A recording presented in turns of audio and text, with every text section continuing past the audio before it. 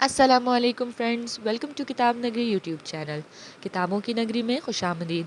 میں ہوں آپ کی حجیہ خان اور آج میں آپ لوگوں کے لیے لے کر آئی ہوں زہرا فرخ حسن کے قلم سے تحریر کردہ ناول تیرے عشق کی مجھ کو عادت ہے، ایپیسوڈ نمبر 17۔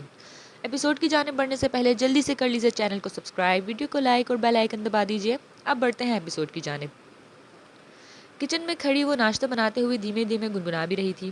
آج آروشا نے ملازمہ کو ناشتہ بنانے سے منع کر دیا تھا۔ اس کا ارادہ تھا خود اسلان میر کے لیے اپنے ہاتھوں سے ناشتہ بنائے گی۔ ایپرن باندھے، بالوں کا ڈھیلا ڈھالا جوڑا بنائے، وہ پوری دل جمعی سے اسلان کے لیے ناشتہ تیار کرنے کی کوشش میں لگی ہوئی تھی۔ وہ اتنے انہماک سے اپنے کام میں کھوئی ہوئی تھی کہ کچن میں آتے اسلان سے بھی بے خبر رہی تھی۔ ملازمہ نے اسلان میر کو دیکھ کر اسے زور سے سلام کرنا چاہا تھا کہ اسلان نے ہاتھ اٹھا کر اشارے سے کچھ بھی بولنے سے منع کر دیا۔ ساتھ ہی ہاتھ کے اشارے سے اسے کچن سے چلے جانے کا کہا تھا۔ وہ جلدی سے سر ہلاتی کچن سے باہر نکل گئی۔ شائستہ، ذرا مجھے فریج سے انڈے نکال کر دینا۔ آج اسلان میر صاحب کو ایسا ناشتہ کراؤں گی وہ اپنی انگلیاں بھی کھا جائیں گے۔ بار بار ریسیپی بک کی طرف دیکھتی وہ بہت مصروف سے اپنے پاس مدد کے لیے کھڑی ملازمہ کے تصور سے بنا پیچھے مڑے ہی بولی تھی۔ اسلان اپنی مسکراہٹ دباتا فریزر کے پاس گیا اور اس کا مطلوبہ سامان لے کے قریب آ گیا، مگر اسے دینے کے بجائے وہ چپ چاپ کھڑا رہا۔ اسلان نے اس کے بغل میں کھڑے ہو کر جھکی ہوئی آروشا کے پاس ذرا سا اچک کر دیکھا۔ وہ بڑی مصروف سی کچن کاؤنٹر پر ریسیپی بک کھولے ہوئے اس میں ہلکی ہدایت پڑھ رہی تھی۔ کیا ہے، کھڑی کیوں ہو؟ لے آئی ہو تو دو مجھے۔ وہ اب بھی پریشان سی بغیر سر اٹھائے اپنے ساتھ بغل میں کھڑی ملازمہ کے تصور میں پھیلا کر جھنجھلائی تھی۔ اسلان نے مسکرا کر اسے خود کے سامنے پھیلی اس کی گلابی ہتھیلی دیکھی اور پھر شرارت سے جھک کر اس گلابی ہتھیلی پر اپنے لب رکھ دیے۔ پاگل ہو؟ آروشا بری طرح سے اچھل کر چلائی تھی اور اپنے سامنے اسلان کو کھڑے دیکھ کر اب سمجھ میں آیا حرکت کس نے کی تھی۔ آپ؟ وہ جلدی سے کتاب کاؤنٹر سے اٹھا کر اپنی پشت کے پیچھے چھپا کر زبردستی مسکرائی۔ کیا بنا رہی تھی بک پڑھ کر؟ وہی ٹیک لگا کر اس نے سینے پر اپنے ہاتھ باندھ لیے اور دلچسپی سے گھبرائی گھبرائی آروشا کو دیکھنے لگا تھا۔ نہیں تو میں کہاں پڑھ رہی تھی؟ مجھے سب آتا ہے۔ میں کوئی ریسیپی بک دیکھ کر تھوڑی ہی نا آپ کے لیے کچھ بناؤں گی۔ بک اپنے پیچھے چھپاتے ہوئے وہ گردن اکڑ کر اپنی بات صحیح ثابت کرنے پر تلی ہوئی تھی۔ اچھا، یہ پھر کیا ہے؟ وہ ایک ہی پل میں اس کے بازو کو جکڑ کر اس کے پیچھے سے بک لے چکا تھا۔ یہ تو میرا فیوریٹ ناول ہے، میں پڑھ رہی تھی۔ وہ اب بھی دیدہ دلیری سے بولتی اسلان کے ہاتھوں سے بک چھیننا چاہتی تھی۔ مائی لائف، مجھے اچھے سے علم ہے کہ تم گرداری میں کتنی ماہر ہو۔ بک والے اپنے ہاتھ اس کی پہنچ سے دور کر کے اس نے چھیڑا۔ آپ کو کہاں سے معلوم؟ آروشا بک چھینتے چھینتے رک کر آنکھیں پھیلا کر بولی۔ مجھے سب معلوم ہے۔ وہ اپنی مسکراہٹ دباتا آروشا کے بنتے منہ دیکھ رہا تھا۔ چھوڑو مجھے تم، دن رات بس ایک چیز دے دیا کرو، میں اسی سے خوش رہ لوں گا۔ اسلان نے اپنے ہاتھ میں پکڑی بک کاؤنٹر پر اچھال دی اور بڑھ کر آروشا کی کمر تھام کر اپنے قریب کر لیا۔ کیا چیز؟ آروشا نے سادگی سے پوچھتے ہوئے اپنے آپ کو چھڑایا اور بندھا ہوا ایپرن کھولنے لگی۔ یار تمہیں تو A to Z سب سکھانا پڑے گا۔ اسلان نے سر ایک انگلی سے گھجاتے ہوئے اس کے قریب آیا اور ایپرن کھولتی آروشا کو اپنی طرف کھینچ لیا۔ اسلان چھوڑے مجھے، ایک تو مجھے ناشتہ بنانے نہیں دیا، اس پر سے مجھے ستا رہے ہیں۔ وہ خفا ہوتی دونوں ہتھیلی اس کے سینے پر ٹیک کر اسے دور کرنے لگی۔ میں بتانے جا رہا ہوں کہ کیا چیز مجھے سب سے زیادہ خوش کر سکتی ہے۔ وہ شرارت سے اس کے گلے سے ایپرن نکال کر پھینک چکا تھا، پھر ہاتھ پیچھے لے جا کر آروشا کے نم بالوں کے بندھے جوڑے کو کھولا تھا۔ ریشمی ملائم بال آبشار کی طرح پوری پشت اور کمر پر بکھر گئے تھے۔ بتا دو کیا چیز مجھے بے پناہ خوشی دے سکتی ہے؟ آروشا گلابی ہوتے چہرے کو ایک انگلی سے اونچا کرتے ہوئے اسلان کی آواز بھاری ہوئی تھی۔ آروشا نے بند پلکوں سے بس نفی میں سر ہلایا تھا۔ کیوں؟ اب بھی تمہیں لگتا ہے اسلان میر تمہارے ساتھ وحشت سے پیش آئے گا؟ جھک کر اس کے گالوں پر حدت لمس چھوڑتے ہوئے بوجھل آواز میں وہ آروشا کی دھڑکنوں کو منتشر کر رہا تھا۔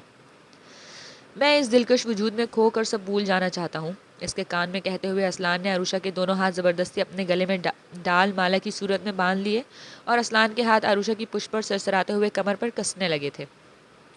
وہ ابھی اسی طرح اس کے وجود میں کھویا رہتا ہے کہ باہر عجیب سا شور مچا تھا۔ اسلان کو وہ بے ہنگم سا شور اس وقت بہت ناگوار گزرا تھا۔ خود سے آروشا کو نرمی سے الگ کرتے ہوئے وہ کچن سے باہر نکل آیا۔ لان میں آتے ہی سامنے کھڑے شخص کو دیکھ کر اس کی پیشانی پر بل پڑ گئے۔ دو گارڈز اس شخص کا گریبان بری طرح سے جکڑے ہوئے تھے، مگر وہ بری طرح سے گارڈز کو مکے مار رہا تھا۔ اگر وہ شخص اسلان میر کا خاص نہیں ہوتا تو پہلے ہی مکے پر گارڈز اس کی ہڈیاں پسلیاں توڑ چکے ہوتے، مگر وہ اتنا خاص تھا کہ گارڈز آرام سے مکے کھاتے، بس اسے پکڑے ہوئے تھے تاکہ وہ اسلان کی بنا اجازت کے اندر نہ جا سکے۔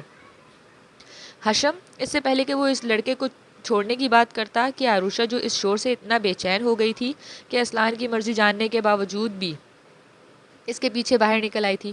وہ اس طرح اپنے بھائی کو بے دردی سے گریبان سے گھسیٹتے دیکھ کر زور سے چیخی تھی۔ اسلان نے پیچھے مڑ کر فوراً عروشہ کو دیکھا اور اس طرح سے پہلے وہ اسے روکتا یا پکڑتا وہ تیر کی طرح دوڑتی ان لوگوں کے قریب پہنچ گئی، مگر اس سے پہلے کہ وہ گارڈز پر شیرنی کی طرح جھپٹ پڑتی، اس سے بھی تیزی سے اسلان نے اس کا بازو پکڑ کر اسے اپنی طرف کھینچ لیا۔ اسلان مجھے چھوڑ دیں، وہ میرے حشم کو مار رہا ہے، وہ میرے حشم کو تکلیف دے رہا ہے۔ عروشہ جیسے دیوانی ہو گئی، وہ حشم پر ایک خروش بھی برداشت نہیں کر سکتی تھی، کسی مرد کا ہاتھ برداشت نہیں کر سکتی تھی۔ اس کی دیوانگی نے اسلان کو ایک بار پھر سے ڈاکٹر کی بات کے بارے میں سوچنے پر مجبور کر دیا تھا۔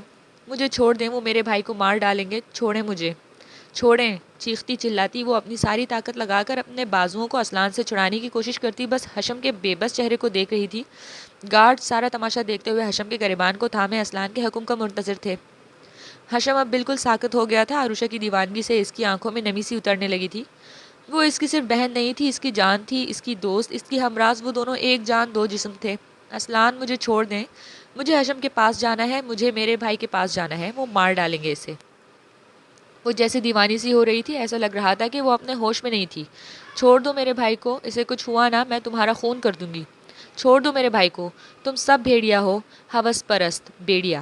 اسلان اسے اپنے بازو چھڑاتے ہوئے پوری آواز سے چیخ رہی تھی، وہ رو رہی تھی۔ اسلان کو اب پورا یقین ہو گیا تھا کہ ان دونوں کی ماضی میں ایسا کچھ ضرور گزرا تھا کہ عروشہ کسی کا بھی حشم کو چھونا برداشت نہیں کرتی تھی۔ ایسے کئی لمحے اسے یادوں میں سے گزرے تھے، جب آنیا اس سے پہلی ملی تھی، اس رات والا حادثہ اور اس کی شادی والے دن کا اس کا دیوانہ پن۔ اس نے گارڈز کو حشم کو لے جانے کا اشارہ کیا تھا۔ گارڈز حشم کو اس بار بے دردی سے کھینچتے ہوئے لے جانے لگے۔ میں کہیں نہیں جاؤں گا اپنی بہن سے ملے بنا، چھوڑو مجھے۔ اب حشم بھی بری طرح سے چیخنے چلانے لگا تھا، تو اسلان کے اشارے پر ایک دو گارڈز بھی آگے بڑھے تھے اور انہوں نے حشم کو جکڑ کر کھینچنا شروع کر دیا۔ یہ سب دیکھ کر عروشہ کے ذہن کو جھٹکا لگا تھا۔ آج سے کچھ سال پہلے کا منظر روشن ہو گیا۔ اس کا معصوم بھائی، وہ خود اور وہ درندہ۔ وہ خاموش کھڑے اپنے بازو تھامے اسلان کی طرف مڑی اور اس کی آنکھوں میں نفرت سے اتر آئی۔ میں مار ڈالوں گی تمہیں، مار ڈالوں گی۔ اس نے اسے نوچنا کھسوٹنا شروع کر دیا۔ وہ اپنے ہوش و حواس میں نہیں لگ رہی تھی، ایسے جیسے اسے پہچان بھی نہیں رہی ہو۔ ہوش میں آؤ عروشہ، کیا ہوا ہے؟ اسلان نے اسے بازوؤں سے تام کر بری طرح جھنجھوڑا تھا۔ وہ مار ڈالیں گے اسے، شاہنواز خان، اور وہ مار ڈالیں گے۔ ایک دم سے اس کے ہونٹوں سے نکلا تھا اور وہ اپنے ہوش کھوتی ہوئی اس کے بازوؤں میں جھول گئی۔ اسلان اسے اسی طرح بے ہوش ہوتا دیکھ کر بھوکلا گیا تھا۔ روشا، روشا، بدحواسی سے سنبھالتے ہوئے وہ اس کے گال بھی تھپک رہا تھا۔ اس کی سانسیں بھی جیسے ڈوب رہی تھیں۔ اسلان نے ایک لمحہ بھی برباد کیے بنا اسے اپنے بازوؤں میں بھرا تھا اور اپنے کار کی طرف بھاگا تھا۔ کوئی ڈور کھول کر اندر آیا تھا، مگر حشم نے سر اٹھا کر آنے والے کو دیکھنے کی کوشش بھی نہیں کی۔ بس وہ ایک طرف فرش پر بیٹھا ہوا گھٹنوں میں سر چھپائے ہوئے تھا۔ اسلان دھیرے دھیرے چلتا فرش پر بیٹھے حشم کے قریب آ گیا۔ حشم نے اس بار اپنا سر گھٹنوں سے اٹھایا تھا۔ سامنے کھڑے اسلان کو دیکھ کر حشم کے ہونٹوں پر زہر خند مسکراہٹ آ گئی۔ آپ نے یہ سب کر کے آج پھر سے ثابت کر دیا کہ آپ ایک بے رحم انسان ہیں۔ وہ فرش پر گھٹنے موڑے بیٹھا نفرت سے سر اٹھا کر اس انسان کو دیکھ رہا تھا جو کبھی اس کا آئیڈیل ہوا کرتا تھا، جس کے جیسا بننا اس کا اولین خواب تھا۔ مجھے تم پر کچھ ثابت کرنا نہیں تھا حشم، بس میں چاہتا تھا تم عروشہ سے فی الحال مت ملو۔ اسلان نے جھک کر حشم کا بازو تھام کر اسے اٹھانا چاہا، مگر وہ نفرت سے اس کا ہاتھ جھٹک کر چیخا، کیوں نہیں ملوں؟ وہ میری بہن ہے، آپ نے زبردستی سے شادی کر لی، اسے قید کر لیا، اس کا مطلب یہ نہیں کہ آپ میری بہن مجھ سے چھین سکتے ہیں۔ غصے سے سرخ ہوتے وہ کھڑا بھی ہو گیا اور اسلان کو گھور بھی رہا تھا۔ اس کی ناسمجھی والی باتوں پر اسلان نے بس ایک سرد سانس لی۔ حشم، تمہیں میں سمجھدار سمجھتا تھا۔ وہ تعصب سے سر ہلاتے اس لڑکے کو دیکھ رہا تھا جس کی باتوں سے اس کی ذہانت جھلکتی تھی، لیکن اس وقت وہ بچوں جیسی ناراضگی دکھا رہا تھا۔ اور میں آپ کو ایک عظیم انسان، مگر آپ نے جو کیا نا، اپنے آپ کو میری نظروں سے گرا چکے ہیں۔ اس کے رویے میں ذرا سا جو فرق آیا تھا، اسلان کو اپنی صفائی پیش کرنا فضول ہی لگا۔ میں تمہارے آگے جواب دہ نہیں ہوں حشم، میری جگہ تم ہوتے تو وہی کرتے۔ خیر، میں کچھ اور جاننا چاہتا ہوں، یہاں آؤ، آرام سے بیٹھو پہلے۔ وہ سنجیدگی حشم کی آنکھوں میں دیکھتا پھر سے اسے زبردستی ایک طرف رکھے صوفے پر لا کر بٹھا چکا تھا اور خود بھی اس کے پاس بیٹھ گیا۔ اب کیا جاننا ہے آپ کو؟ سب جانتے ہیں آپ، نہ جاننے کا ڈرامہ کیوں کر رہے ہیں؟ وہ تلخی سے ہنستے ہوئے طنزیہ بولا۔ حشم، صرف تمہارا بہنوئی نہیں، میں بڑے بھائی کی طرح بھی ہوں تمہارا، تمیز سے بات کرو۔ آخر کب تک؟ اس بار اسلان نے سختی سے اسے جھاڑ دیا۔ زبردستی کے بہنوئی، وہ منہ بناتا بڑبڑایا۔ اس بار ایک لگا دوں گا تمہیں۔ اسلان نے اس کی بڑبڑاہٹ سن کر اسے سختی سے اسے دیکھا۔ لگا دیں سو لگا دیں، مگر مجھے آشو کے پاس جانے دیں، مجھے اس سے ملنا ہے۔ اس بار نم ہوتی آنکھوں سے اسلان نے جیسے منت کی، مجھے تمہارے عروشہ سے ملنے پر کوئی اعتراض نہیں حشم، بس کچھ مصلحت تھی اس لیے تمہیں دور رکھا، تم اس سے مل سکتے ہو جب تمہارا دل کہے۔ اسلان نے پیار سے اس کے شانے کو سہلاتے ہوئے حشم کی ناراضگی ختم کرنے کی کوشش کی۔ مجھے آپ پر یقین نہیں، وہ اب بھی بدگمان تھا۔ تو مت کرو، تم میری بیوی نہیں ہو جس کو یقین دلانے کے لیے میں کوشش کروں، اتنی دیر سے نرمی سے سمجھا رہا ہوں، عقل میں بات نہیں آ رہی۔ اسلان کو بھی غصہ آ گیا۔ حشم نے ناک بھوت چڑھائے ہوئے جلاد بہنوئی کو دیکھا۔ سیدھے طریقے سے جو پوچھوں گا اس کا جواب دینا، ورنہ زبان سے اگلوانا مجھے اچھے سے آتا ہے۔ ساری نرمی پرے رکھ کر وہ اپنے پورے جاہو جلال کے ساتھ اسے بری طرح گھور رہا تھا۔ کیا جاننا ہے آپ کو؟ اسلان کے جلال میں آتے ہی حشم دھیما پڑ گیا۔ بہت کچھ۔ سب سے پہلے یہ بتاؤ کہ تمہاری پراپرٹی عروشہ کے نام کیوں ہے، تمہارے نام کیوں نہیں؟ اسلان نے سیدھے موضوع پر آ کر اس سے سختی سے پوچھ رہا تھا۔ کیونکہ میری ماں کو مجھ سے حد سے زیادہ محبت تھی اور وہ جانتی تھی شاہ نواز خان پراپرٹی کے لالچ میں میرا خون بھی کر سکتے ہیں۔ حشم صرف بولا نہیں تھا، بہت تلخی سے سر جھٹک کر ہنسا بھی تھا۔ واٹ؟ تم ان کے اکلوتے بیٹے ہو؟ وہ تمہیں کیوں؟ اسلان کو سچ میں جھٹکا لگا۔ صوفے پر پہلو بدلتے ہوئے وہ حشم کو حیرت سے دیکھ رہا تھا۔ میں ان کا بیٹا نہیں ہوں، میں حشم اسفندیار خان ہوں، نہ کہ حشم شاہ نواز خان۔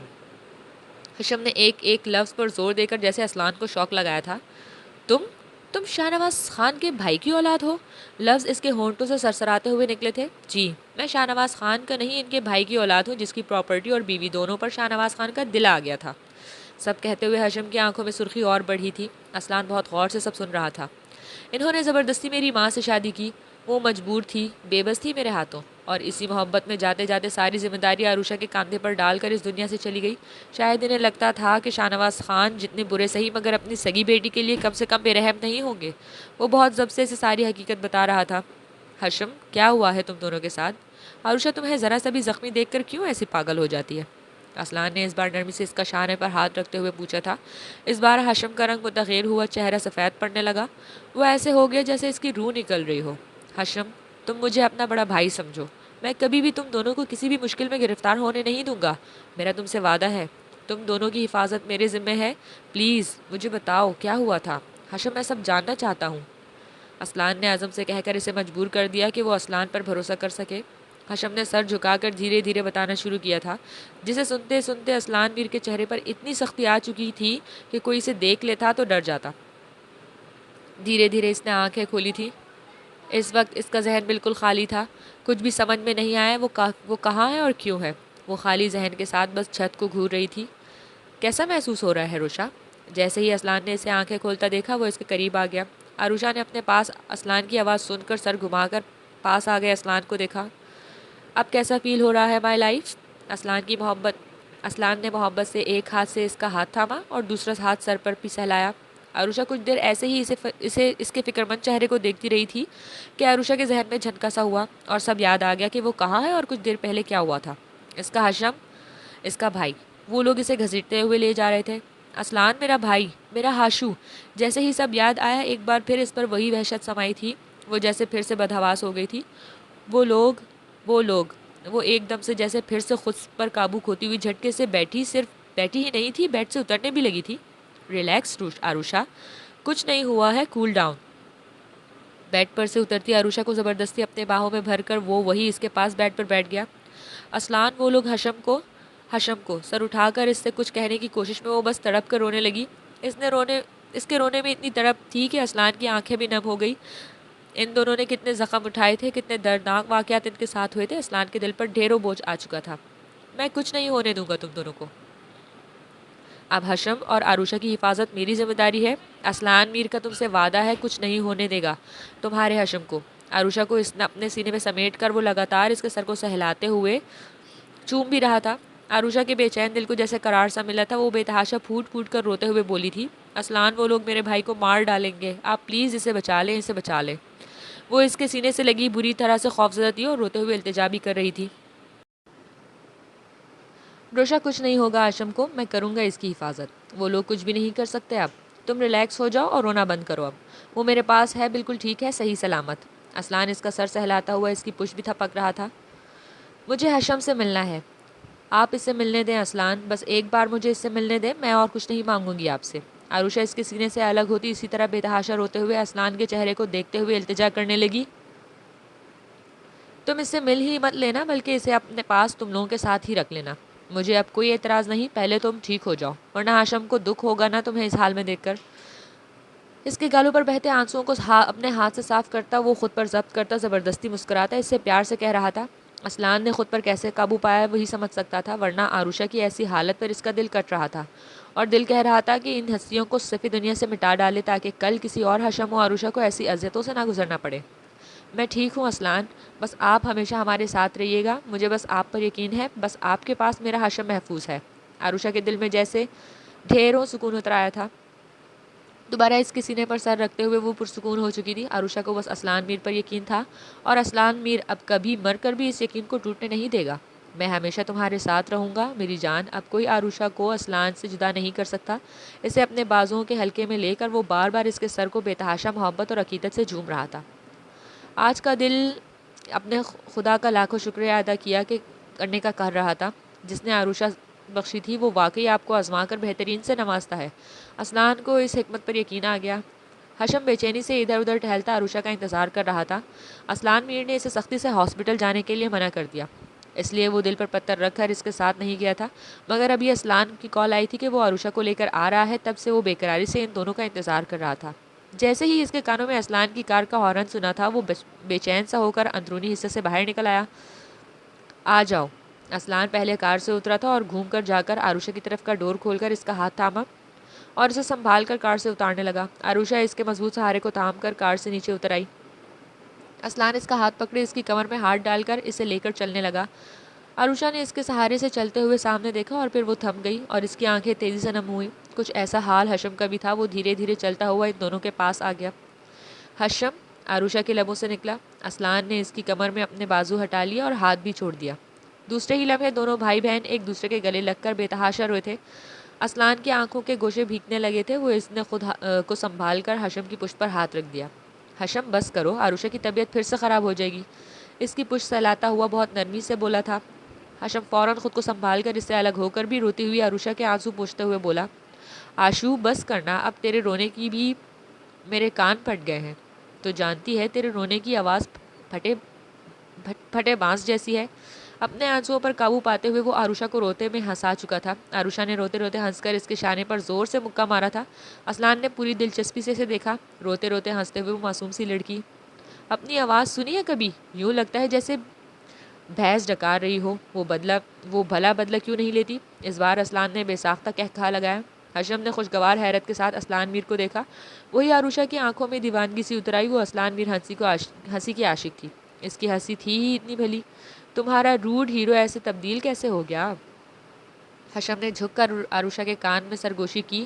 آروشا نے بس مسکرا کر اس کے گال پر چپت لگائی۔ چلو اندر چلتے ہیں۔ اسلان کی نگاہوں کو خود پر محسوس کرتے ہوئے سنجیدہ ہو گیا۔ آروشا کا ہاتھ تھام کر اس نے اندر کی جانب قدم بڑھائے تھے۔ آروشا نے بس ایک نگاہ اسلان پر ڈالی تھی، پھر سر جھکا لیا۔ ان دونوں کے پیچھے مسکراتا ہوا ہاشم بھی تھا۔ اسلان ان دونوں کی باتیں چھوڑ کر اپنے بیڈ روم میں آ گیا۔ اتنے مہینے بعد آروشا اپنے بھائی سے ملی تھی، وہ چاہتا تھا اس سے کھل کر باتیں کرے۔ بیڈ روم میں آ کر صوفے پر گرتے ہوئے اس نے اپنی پیشانی ملی تھی۔ جو کچھ بھی ہاشم کے منہ سے اس نے سنا تھا، اس کے دل میں ہاشم کے لیے پیار اور بھی بڑھ گیا تھا۔ ایسے حادثے کے بعد بھی جس طرح اس لڑکے نے ہمت سے زندگی گزاری، وہ اپنے سارے دکھ کو اپنی ہنسی کے پیچھے چھپایا ہوا تھا، وہ قابل تحسین تھا۔ ایک دم سے اسلان کے ذہن میں ہانیہ کا چہرہ لہرایا تھا، پھر جیسے اس نے ایک فیصلہ کر کے اس پر عمل کرنے کے لیے موبائل نکالا تھا۔ السلام علیکم ماں، کیسی ہیں آپ؟ ادھر سے ماں جی نے جیسے ہی ہیلو کہا، اس نے محبت سے ان کا حال پوچھا۔ وعلیکم السلام، الحمدللہ میں ٹھیک ہوں، تم بتاؤ تم کیسے ہو اسلان؟ طبیعت ٹھیک ہے نا؟ وہاں سب خیریت ہے نا؟ ان کے ایک ساتھ اتنے سارے سوالات پر اسلان کے ہونٹوں پر تھیکی سی مسکراہٹ آ گئی۔ وہ اس وقت کم ہی بات کرتا تھا کیونکہ وہ وقت ماں جی کے سونے کا تھا اور اس لیے وہ گھبرائی تھی۔ جی اماں، الحمدللہ میں ٹھیک ہوں، خیریت سے ہوں، اور یہاں بھی سب ٹھیک ہے، بس آپ کی یاد آ رہی تھی۔ اسلان کو حقیقت میں اس وقت ان کی پرشفقت محبت کی ضرورت محسوس ہوئی تھی۔ وہ ذہنی طور پر خود کو تھکا ہوا محسوس کر رہا تھا۔ اسلان، سب خیریت ہے نا؟ تم ٹھیک ہو نا؟ ماں جی کی گھبرائی آواز پر وہ ایک گہری سانس لے کر رہ گیا۔ اب جب اسلان میر کے لبوں سے ایسے جملے نکلیں گے تو وہ گھبرا ہی جائے گی۔ میں ٹھیک ہوں تو وہ گھبرا ہی جائے گی۔ میں ٹھیک ہوں، بلکہ ہمیشہ سے زیادہ ٹھیک ہوں ماں، بس آپ سے ایک ضروری بات کرنی تھی۔ وہ سنجیدگی سے کہہ کر انہیں کچھ دیر کے لیے کیا گیا اپنا فیصلہ سنانے لگا۔ تم نے سوچ سمجھ کر فیصلہ کیا ہے نا اسلان؟ یہ مت بھولو، آج سے کچھ مہینوں پہلے تم نے ہی کہا تھا بیٹے باپ کا ہی سایہ ہوتے ہیں۔ انہوں نے ساری باتیں سن کر ان کی کچھ مہینے پہلے کہی گئی بات دہرائی۔ اسلان نے آنکھیں بند کر کے دوبارہ کھولی۔ ماں، اب میں ہی کہہ رہا ہوں، اس سے بہتر انسان کوئی ہو ہی نہیں سکتا۔ بس آپ کسی بھی بہانے سے 2 دن بعد مجھ سے ملنے آئیں۔ اسلان نے سکون سے بول کر انہیں جیسے اطمینان دلایا۔ اچھا، مگر اسلان ایسے کیسے؟ سب کو خبر کیوں نہ کریں؟ وہ سمجھی ہی نہیں، آخر سب سے چھپا کر کیوں؟ نہیں، کسی کو بھی نہیں، بس آپ فی الحال کوئی نہیں، ہانیہ کو بھی نہیں بتائیں گا، ٹھیک ہے؟ ماں، کسی کو نہیں تو کسی کو نہیں، سمجھ رہی ہے نا آپ؟ وہ اتنی سختی سے بولا تھا کہ انہوں نے ہاں کہہ دیا۔ وہ بھی اسلان میر کی ماں تھی، بیٹے نے کسی کو بھی بتانے کے لیے نہیں کہا تو کوئی خاص ہی وجہ ہوگی، یہ سوچ کر انہوں نے سوال جواب نہیں کیا۔ اسلان نے بھی خدا حافظ کہہ کر موبائل ٹیبل پر رکھ کر وہی صوفے پر لیٹ کر آنکھیں بند کر لی۔ ایک بار پھر اسلان میر کا ذہن ماضی کے واقعات میں غوطہ لگا چکا تھا۔ جاری ہے۔